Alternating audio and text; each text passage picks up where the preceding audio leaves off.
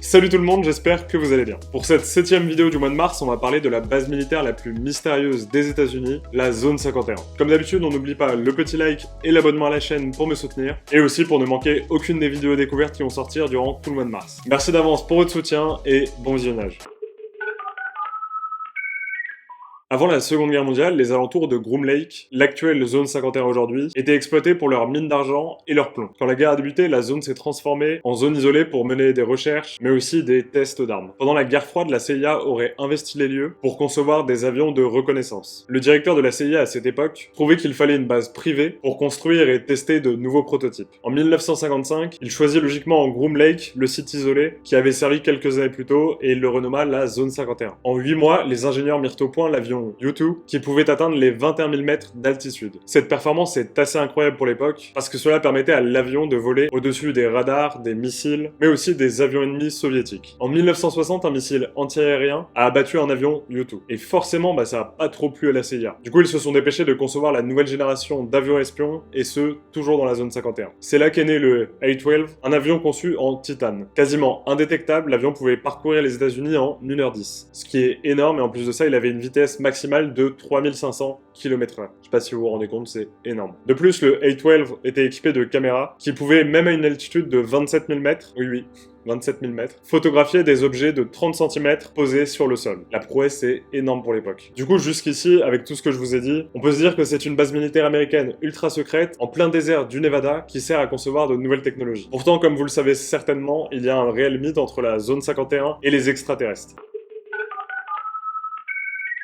En 1980, un livre est publié. Il raconte qu'en 1947, lors de l'affaire Roswell, l'armée américaine a caché la découverte d'une soucoupe volante, ainsi que de ses pilotes extraterrestres. Jusque-là, il y avait tout un tas d'idées, comme quoi l'armée américaine avait conduit un programme d'études entre 1950 et 1960. Et devinez à quel endroit? À Groom Lake, dans le Nevada. Toute une théorie va donc s'installer comme quoi il y a un hangar secret dans cette zone qui s'appelle le hangar 18, et qu'il contiendrait justement le vaisseau qui a été retrouvé en 1947, ainsi que ses pilotes extraterrestres. Pour rappel, l'affaire Roswell qui a eu lieu en 1947, c'est l'histoire d'un vieux cow-boy qui a découvert d'étranges débris qui lui auraient directement fait penser à une forme de vie extraterrestre. Au même moment, plusieurs personnes affirment avoir vu une soucoupe volante, mais l'armée américaine va nier les faits. Dans les années 70, une nouvelle loi va arriver aux États-Unis. Cette dernière permet aux citoyens américains d'obtenir des documents de l'administration. Les personnes qui sont chargées d'étudier les ovnis, qui sont des ufologues, vont alors étudier tout un tas de documents déclassifiés venant de l'US Air Force, le FBI et la CIA. Mais ils ne vont rien trouver de concluant sur le sujet. Ce sera plus tard, en 1987, que des documents secrets vont de nouveau émerger. Une quinzaine de pages qui représentent le briefing pour le président Eisenhower en 1952 et qui raconte tout ce qui s'est passé avant qu'il devienne président. Évidemment, c'est censé parler de l'affaire Roswell et de tous les secrets qui entourent cette histoire. Les ufologues vont donc se pencher sur le dossier et vont mettre de nombreux mois avant de comprendre que ce sont des faux documents créés par des personnes bien renseignées sur l'affaire. Mais l'affaire va être une nouvelle fois relancée en 1989. Cette année-là, Robert Lazar, un homme qui affirmait avoir travaillé dans la zone 51, donne une interview à une chaîne de télévision. Il déclare que la zone 51 permet d'abriter et d'étudier des vaisseaux extraterrestres et que son travail à lui consistait justement à reproduire ces vaisseaux à des fins militaires. Les propos de Lazar ont été immédiatement discrédités par le gouvernement américain. Selon le gouvernement, l'homme n'avait jamais fait d'études au MIT ou encore à la California Institute of Technology comme il le prétendait. L'armée a même ajouté que plus de 2850 décollages avaient eu lieu pour des essais et que les A-12 qui étaient entièrement faits de titane et qui se déplaçaient à une grande vitesse pouvaient rapidement faire penser à un ovni. Mais il faut aussi savoir une chose importante, c'est que jusque-là, l'existence de la zone 51 n'est toujours pas officialisée par le gouvernement américain. Il faudra attendre le 15 août 2013 pour qu'un document top secret de 400 pages, réalisé par 2 historiens de la CIA sur la base, soit déclassifié. Et c'est enfin officiel, aux yeux de tous, la zone 51 existe bel et bien, et elle se situe dans le désert du Nevada. Il y a d'ailleurs un petit extrait de Barack Obama sur un journal télévisé que je vous laisse regarder, et à vous de vous faire votre propre avis. The moment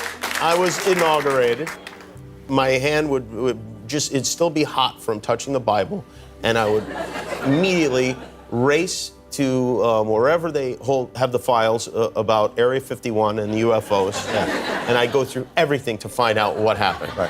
Did you do that? That's why you will not be president. Because that's the first thing that you would do. It's at the The top of aliens my won't list. let it happen. You reveal all their secrets. They exercise strict control over us. Now, you know, there are a lot of people that are going to examine your facial expressions here, every twitch, everything, and say, and of course, so did you look? Did you see? Did you explore? I can't reveal anything. Oh, really? Because President Clinton said he did go right in, and he did check, and there was nothing. Well, you know, that's what we're instructed to say. All right. Bon, malgré tout ce que je viens de dire, pour autant, le mystère de la zone 51 persiste toujours.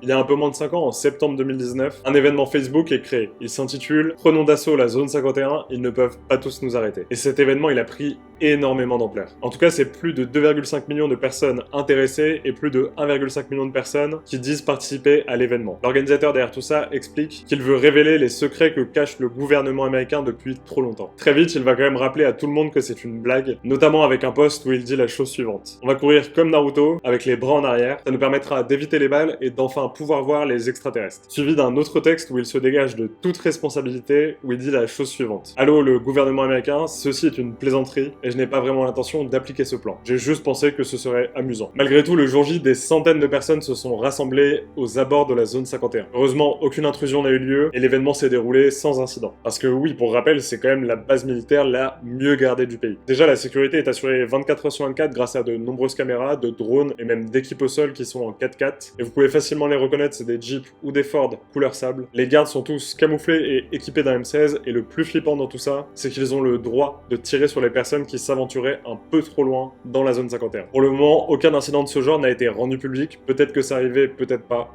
On sait pas. La seule chose qui a été déclarée qui est arrivée, c'est que des visiteurs qui se sont aventurés un peu trop loin se sont rapidement fait escorter à l'extérieur de la zone 51 par les gardes. Et malgré tout, ces personnes reçoivent quand même une amende de $600, et certains racontent même avoir reçu la visite de la CIA à leur domicile quelques jours plus tard. Ouais, c'est vrai que vu comme ça donne moins envie de s'y aventurer. Dans tous les cas, même si nous ne savons toujours pas aujourd'hui ce qui se cache réellement derrière ce périmètre de sécurité, la zone 51 a inspiré et continuera certainement d'inspirer de nombreux films, séries, de BD ou même de musique. Vous en savez maintenant un petit peu plus sur la zone 51 et son histoire, et en tout cas j'aimerais bien avoir votre avis sur quelque chose. Selon vous, qu'est-ce qui se cache derrière tout ça? J'attends de voir vos réponses en commentaire. N'oubliez pas de laisser un like à la vidéo et de vous abonner à la chaîne pour me soutenir dans ce petit challenge du mois de mars où je sors une vidéo découverte tous les 2 jours. Du coup on se retrouve dans 2 jours pour une nouvelle vidéo découverte. D'ici là, prenez soin de vous. Allez, ciao!